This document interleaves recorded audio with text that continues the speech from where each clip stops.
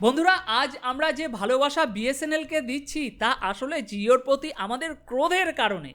জিও আমাদের সাথে প্রতারণা করেছে, কিন্তু বিএসএনএলও আসলে একসময় আমাদেরকে ঠকিয়েছিল।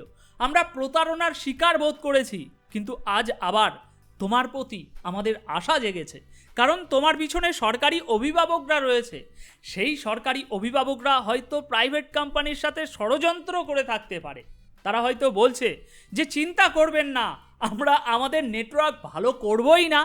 যারা বিএসএনএল এর ল্যান্ডলাইন সংযোগ বা মোবাইল সিম পাওয়ার জন্য 4 কিলোমিটার লম্বা লাইনে দাঁড়িয়েছিল, তারা আজ মাথা ধরে বসে গিয়েছে আর বলছে, ভাই এর তো নেটওয়ার্কই পাওয়া যায় না।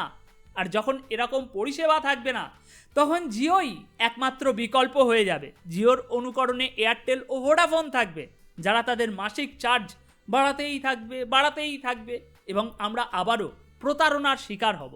তো প্রিয় বন্ধুরা, আজ আপনারা যে মোমেন্টাম তৈরি করেছেন বিএসএনএলকে ঘরে ফিরিয়ে আনার জন্য, তা অত্যন্ত গুরুত্বপূর্ণ। তাই বিএসএনএলকে অবশ্যই এর দায়িত্ব নিতে হবে এবং এটাকে একটা সুযোগ হিসাবে গ্রহণ করতে হবে। জনগণের বিশ্বাস যদি তারা ধরে রাখতে না পারে, তবে একদিন তা তাদেরকে ঘিরে ফেলবে। সামাজিক মাধ্যমে যদি বিএসএনএল এর দায়িত্বশীল অভিভাবকদের তথ্য প্রকাশ পায়, যারা এর উন্নতি হতে দিচ্ছে না, যে বিএসএনএল তার সস্তা দামের জন্য প্রশংসা পাচ্ছে, এখন হঠাৎ যদি পিছন থেকে কেউ বলে, পাগল হয়ে গেছো নাকি, প্রতিযোগিতামূলক মূল্য ধরে রাখতে হবে, দাম বাড়াও, তবে দেশের জনগণ ক্ষেপে যাবে এবার। তবে সোশ্যাল মিডিয়া এখন এতটাই সচেতন হয়ে গিয়েছে যে তাদের প্রত্যেকের খবর নেওয়া হবে এবার, যারা এর পিছনে রয়েছে। বন্ধুরা, সামাজিক মাধ্যমে বর্তমানে বিএসএনএল পোর্ট করুন মোমেন্টাম তৈরি হয়েছে এবং পাশাপাশি জিও বয়কট করারও প্রচেষ্টা চলছে। এ অবস্থায় অনেকেই বিএসএনএলে ফিরে আসার প্রস্তুতি নিচ্ছেন, কিন্তু প্রশ্ন হলো, বিএসএনএল কি সত্যি 3G থেকে 4Gতে ফিরে আসতে পারবে? তারা কি উন্নতির পথে হাঁটতে পারবে? বন্ধুরা, সরকারি তথ্য অনুযায়ী আগামী মাসের মধ্যেই বিএসএনএল সারা দেশে 4G নিয়ে আসবে বলে আশা করা হচ্ছে। তবে প্রতিযোগী জিও, এয়ারটেল ও ভোডাফোন ইতিমধ্যে দেশে 5G নিয়ে আসছে। এমন অবস্থায় 5Gর প্রতিযোগিতার মধ্যে কি বিএসএনএল 4G দিয়ে প্রতিযোগিতা করতে পারবে? সত্যিই কি বিএসএনএল আগামী মাসের মধ্যে সারা দেশে 4G রোল আউট করতে পারবে? এই প্রশ্নগুলোর সহ আরও অনেকগুলো গুরুত্বপূর্ণ প্রশ্নের উত্তর আজ আমরা এই ভিডিওতে জানব। বন্ধুরা, জিও বয়কট থেকে বিএসএনএল যে বিশাল সুবিধা পাচ্ছে তা স্পষ্ট।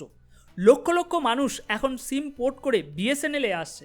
তাই ভাই সাহেব, আমাদের আশা কিন্তু এবার পূরণ করতে হবে, কারণ আমরা অতীতে প্রতারণার শিকার হয়েছি এবং এখন সাবধান হয়েছি। বন্ধুরা, আজকের এই ভিডিওতে আমরা বিস্তারিতভাবে আলোচনা করব যে জিও আসার পর কিভাবে বিএসএনএল এর দিন খারাপ হয়ে গেল। আসলে তার আগে থেকেই বিএসএনএল আত্মসমর্পণ করেছিল কি? এই পুরো গল্পটাই আজকের এই ভিডিওতে আমি আপনাদেরকে শোনাবো। বন্ধুরা, বলা হয় যে বিএসএনএল এর আনুষ্ঠানিক সূচনা 2000 সালে হলেও এর ইতিহাস আরও পুরনো। তখন এটি তৈরি হয়েছিল তৎকালীন দূর সংযোগ সেবা বিভাগ ও পরিচালনার জন্য, কিন্তু এর শেকড় অনেক গভীরে। ভারতের টেলিযোগ ব্যবস্থা ইংরেজ আমল থেকেই শুরু। সেই সময় ভারতে টেলিগ্রাফ লাইন দিয়ে যোগাযোগ হতো। 1850 সালে টেলিগ্রাফ লাইন বসানো শুরু হয় এবং 1851 সালে British east India company Telegraph ব্যবহার শুরু করে। 1854 সালে সারা দেশে টেলিগ্রাফ লাইন বসানো হয় এবং তা সাধারণ জনগণের জন্য খুলে দেওয়া হয়। প্রথমে টেলিগ্রাফ মেসেজ মুম্বাই থেকে পুনের মধ্যে পাঠানো হয়েছিল। 1885 সালে এম্পেরিয়াল লজিস্টিক কাউন্সিল দ্বারা ইন্ডিয়ান টেলিগ্রাফ অ্যাক্ট পাস হয়, আর অবশেষে ডাক ও টেলিগ্রাফ বিভাগের বিভাজন হয় এবং দূর সংযোগ বিভাগের উদ্ভব হয়। এরপর সরকারি মালিকাধীন টেলিগ্রাফ ও টেলিফোন কোম্পানির সূচনা হয়, যার পরে বিএসএনএল এর ভিত্তি স্থাপন হয়। সুতরাং আপনারা বুঝতেই পারছেন যে বিএসএনএল আজকের নয়, এর শিকড় বহু পুরানো। 1851 সালে ব্রিটিশ ইস্ট ইন্ডিয়া কোম্পানি যে টেলিগ্রাফের সূচনা করেছিল তা এক প্রকার বিএসএনএলেরই প্রাথমিক রূপ। নামটা আনুষ্ঠানিকভাবে পরে এসেছে। 1885 সালে সাধারণ মানুষের জন্য টেলিগ্রাফ সেবা শুরু হয়েছিল, যা 2010 সালে ওয়েব ভিত্তিক মেসেজিং সিস্টেমে রূপান্তর হয়। তাই বিএসএনএলের ইতিহাস অনেক গভীরে প্রতিষ্ঠিত এবং এর দীর্ঘ সেবাকালকে ভুলে যাওয়া অসম্ভব। 1990 সালে একটি সময় ছিল যখন ল্যান্ডলাইন মানুষের জন্য স্ট্যাটাস সিম্বল ছিল, এবং সেই সময়ে ভারতের একমাত্র ল্যান্ডলাইন পরিষেবা প্রদানকারী ছিল আমাদের এই সরকারি দূরসংযোগ কোম্পানি। টেলিকমিউনিকেশন বিভাগের নতুন টেলিকম পলিসির অধীনে এমটিএনএলকে ল্যান্ডলাইনের পরিষেবা দেওয়ার অনুমতি দেওয়া হয়েছিল, যা দিল্লি এবং মুম্বাইয়ের মতো মহানগর এলাকায় তার পরিষেবা সরবরাহ করত। এরপর 1990 থেকে 2000-এর দশক পর্যন্ত বিএসএনএলের জন্য স্বর্ণযুগ ছিল। তখন যদি আপনার বাড়িতে বিএসএনএল ল্যান্ডলাইন সংযোগ চাইতেন, তবে আপনার আবেদন করার জন্য আপনাকে 6-7 মাস অপেক্ষা করতে হতো। এটা ছিল এমন এক সময় যখন ল্যান্ডলাইন সংযোগ পাওয়া মানে ছিল সমাজে আপনার উচ্চ মর্যাদার প্রতীক। তখনকার দিনে যাদের বাড়িতে বিএসএনএলের ল্যান্ডলাইন সংযোগ থাকতো তাদেরকে তাদের গ্রাম, শহর বা পাড়াপড়শিতে উচ্চ মর্যাদার ব্যক্তি হিসাবে গণ্য করা হতো। বাড়িতে ফোন থাকাটা ছিল এক ধরনের গৌরবের বিষয়।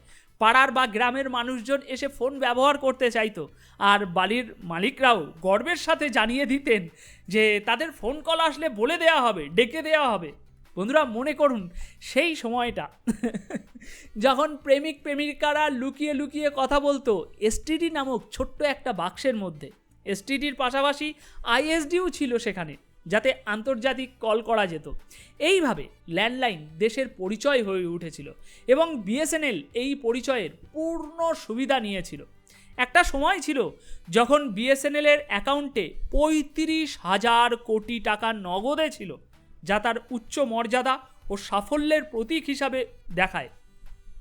বিএসএনএল প্রথমে দূরসংযোগ সেবা বিভাগের নামে পরিচিত ছিল, পরে 2000 সালে নাম পরিবর্তন করে বিএসএনএল রাখা হয়। সরকার বলেছিল যে সরকারি কোম্পানি হিসাবে চললে বেশি লাভ হবে না, তাই একে একটি কর্পোরেশন রূপান্তর করা হোক। প্রতিযোগিতামূলক দক্ষতা আনার জন্য ধারণা ছিল প্রতিযোগিতার মনোভাব নিয়ে কাজ করলে কর্মীরা আরও উদ্যমী ও সাফল্যমণ্ডিত হবে।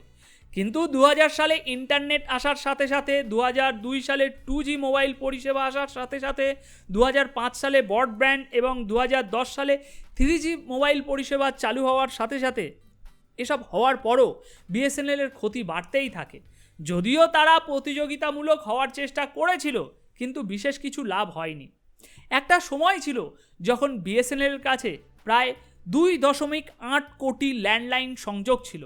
মোবাইল সংযোগের ক্ষেত্রেও বিএসএনএল ভারতের সবচেয়ে কানেক্টিভিটি প্রদানকারী প্রধান কোম্পানি ছিল। এমনকি সিয়াচানের মতো দুর্গম স্থানে সেবা পৌঁছানোর জন্যও বিএসএনএলই পরিচিত ছিল। 2006-2007 সালে গ্রাহক ও রাজস্বের ভিত্তিতে বিএসএনএল দেশের সবচেয়ে বড় কোম্পানি ছিল। তখনও মানুষের কাছে বিএসএনএলের উপরে অসাধারণ বিশ্বাস ছিল। 2006 সালে যে কোম্পানি 8,000 কোটি টাকা লাভ করেছিল, হঠাৎ করেই কিভাবে তা ক্ষতির মধ্যে চলে গেল? এর পিছনের কারণগুলো কী ছিল তা এক এক করে আমরা এই ভিডিওতে দেখব।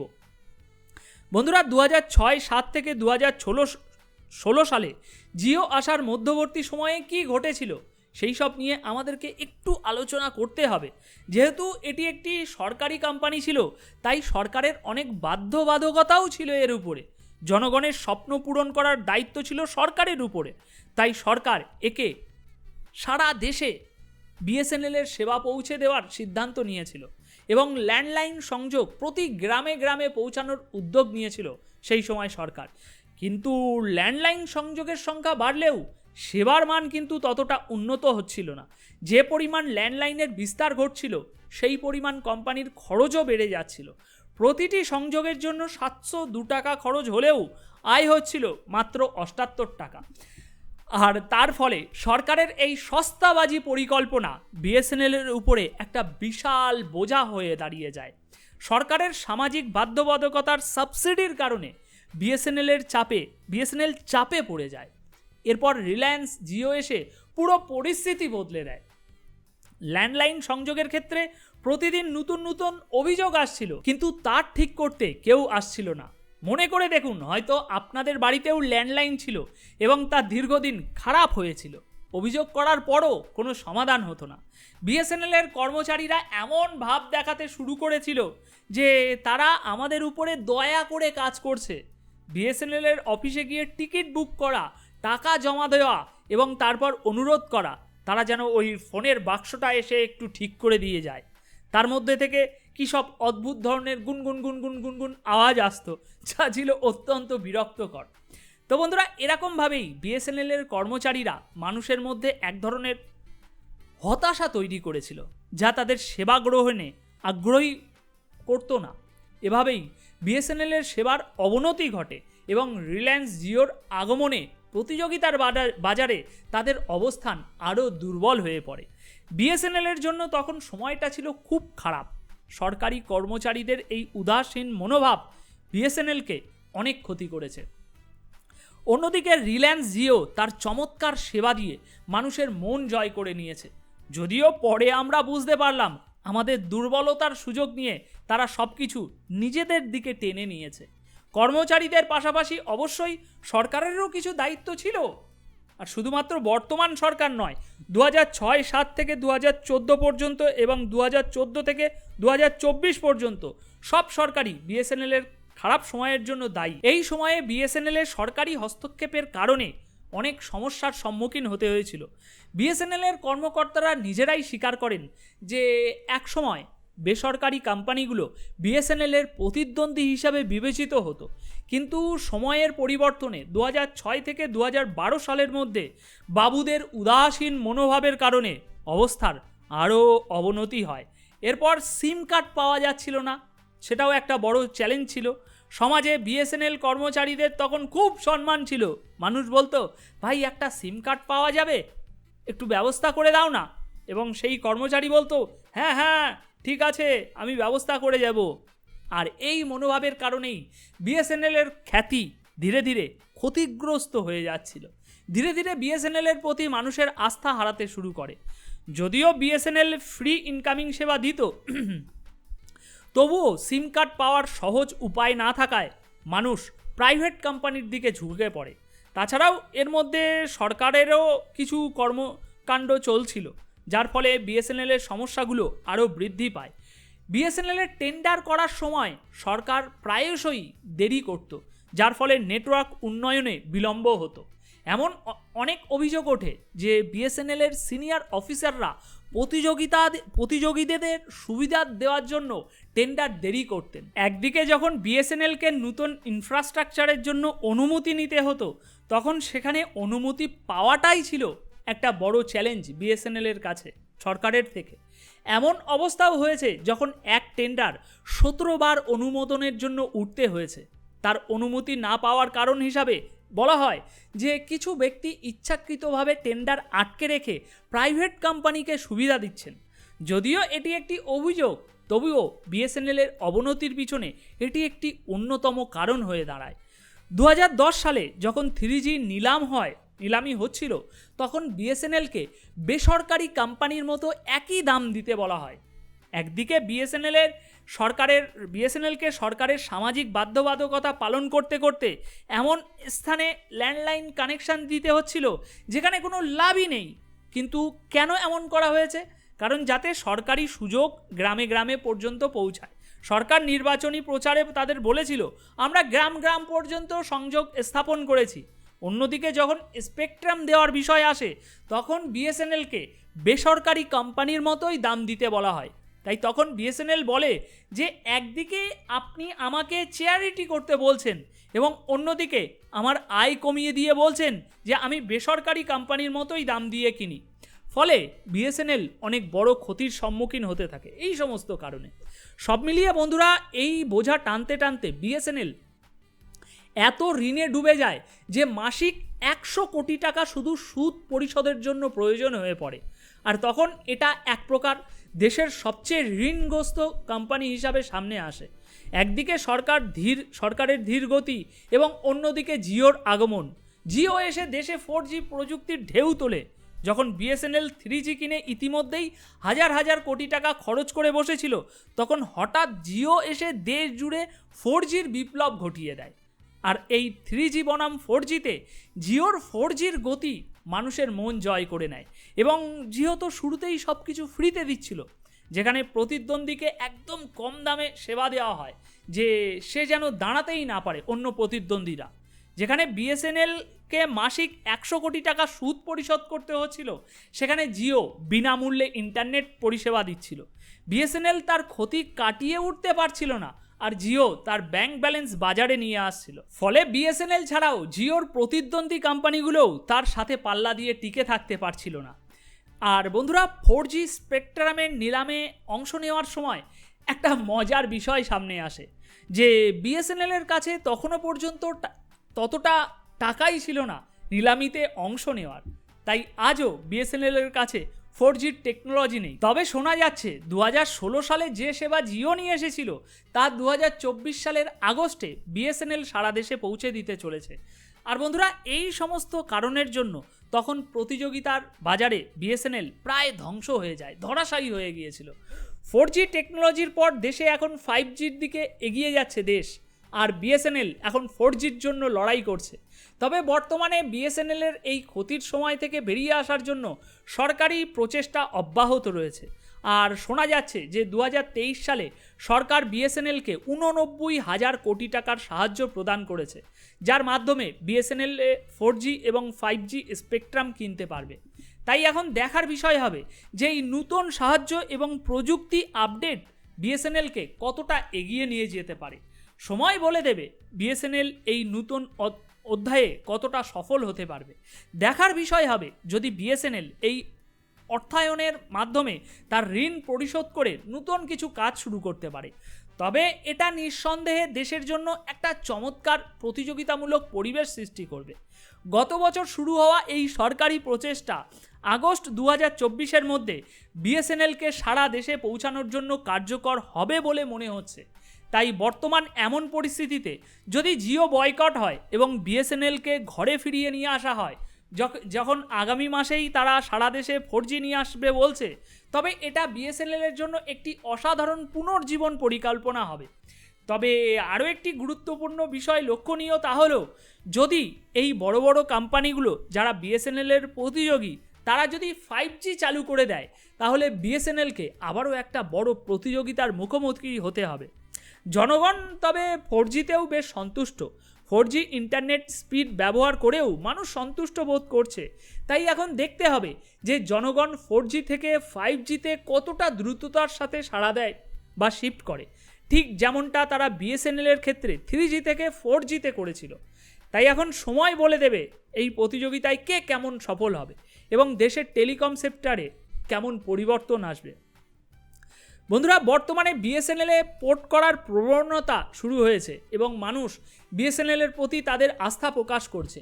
বিএসএনএল 30 দিনের প্ল্যান 199 টাকা, যেখানে জিওর একই ধরনের প্ল্যান 349 টাকা। তাই বিএসএনএলের প্ল্যান খুব প্রচারিত হচ্ছে এবং পোর্ট করতে হবে তার প্রক্রিয়া মানুষে মানুষে শেয়ার করা হচ্ছে। সম্প্রতি জানা গেছে যে জিওর বয়কটের কারণে বিএসএনএলের সিম বিক্রি 3 গুণ বেড়ে গেছে। বিএসএনএল পোর্ট করার সংখ্যা 1.5 গুণ বেড়ে গেছে এবং প্রতিদিন সিম বিক্রির সংখ্যাও বেড়ে গিয়েছে। বর্তমানে প্রায় 1.5 লাখ নতুন গ্রাহক বিএসএনএলের সাথে যুক্ত হয়েছে। তাই এই ট্যারিফ যুদ্ধে বিএসএনএলের জন্য একটি সুবর্ণ সুযোগ তৈরি করে দিয়েছে এই যুদ্ধ। তাদের এই সুবিধা ধরে রাখার জন্য বিশেষ কিছু করার প্রয়োজন রয়েছে। তবে যদি বিএসএনএল তাদের প্রতিযোগিতামূলক ধরে রাখার নামে গ্রাহকদের সাথে প্রতারণা করে, তবে এটি একটি বড় হতাশার কারণ হবে। তাই আমাদেরকে অপেক্ষা করে এটা দেখতে হবে যে বিএসএনএল এই সুযোগটি কত ভালোভাবে কাজে লাগাতে পারে এবং তার গ্রাহকদের বিশ্বাস বজায় রাখতে পারে কিনা, নাকি কোনো ঘোটালা শুরু হয়ে যায় ভিতর থেকে। বিএসএনএল যদি তার দাম কমিয়ে মানুষকে সেবা দিতে পারে, তবে তা তাদের এবং তাদের গ্রাহকদের জন্য অবশ্যই ভালো হবে। এরই মধ্যে একটি প্রগতিশীল ব্যাপারও সামনে এসেছে বন্ধুরা, যে বিএসএনএল সারা দেশে 4G পৌঁছে দেওয়ার যে কাজ চলছে, সেখানে টিসিএস 15,000 কোটি টাকার টেন্ডার নিয়েছে, অর্থাৎ টাটা কোম্পানি এবং বিএসএনএল একসাথে কাজ করছে। আর টাটার বিশ্বাস যখন বিএসএনএলের সাথে রয়েছে, তখন মানুষও বিশ্বাস করছে যে তাদের 4G সেবা নিশ্চয়ই উন্নত মানের হবে। আর এই বিশ্বাসেই মানুষ বিএসএনএল দিকে ফিরে যাচ্ছে। আগামী মাসের মধ্যেই বিএসএনএল 4G চালু করবে, এবং যদি 4G পরিষেবা সন্তুষ্ট সবাই হয় এবং বিএসএনএল তাদের প্রাইজিং নীতিকে বজায় রাখতে পারে, তবে এটি ভারতের জন্য একটি বিশাল জয় হবে। তাই এ বিষয়ে আপনাদের কি মতামত কমেন্টের মাধ্যমে তা জানাতে একদমই ভুলবেন না। সারা দেশে একটি শক্তিশালী মুভমেন্ট গড়ে উঠেছে, যেখানে বিএসএনএলকে সতর্ক করার প্রয়োজন রয়েছে আপনাদের বারবার। বিএসএনএলকে মনে করিয়ে দিন যে তাদের পিছনে যারা কাজ করছে তারা যদি প্রতারণা করে আজ এবং প্ল্যানের দাম বাড়িয়ে দেয়, তবে আমাদের আবারও প্রতারণার শিকার হতে হবে। এমন পরিস্থিতিতে আমরা আবারও সব কিছু বয়কট করতে শুরু করে দেব, যা আরও বেশি ক্ষতিকর হবে। তাই সচেতন গ্রাহক হিসাবে দেশের উন্নয়নে অবদান রাখুন এবং সচেতনতার সাথে চলুন। যদি আপনারা মনে করেন যে আমাদের এই প্রচেষ্টা আপনাদের এই পুরো উদ্যোগে কিছুটা হলেও গুরুত্ব রাখে এবং অবদান রাখতে পেরেছে, তবে আমাদের এই ভিডিওটি যতটা সম্ভব মানুষের কাছে পৌঁছে দিন। আমাদের এই চ্যানেলটিতে নতুন হয়ে থাকলে সাবস্ক্রাইব করুন, ভিডিওটি পছন্দ হলে লাইক দিন। অনুপ তাহলে আজ আপনাদের থেকে এখানেই বিদায় নিচ্ছে। দেখা হচ্ছে পরবর্তী এপিসোডে নতুন কিছু তথ্যের সাথে। ধন্যবাদ সকলকে শেষ পর্যন্ত আমার সাথে থাকার জন্য।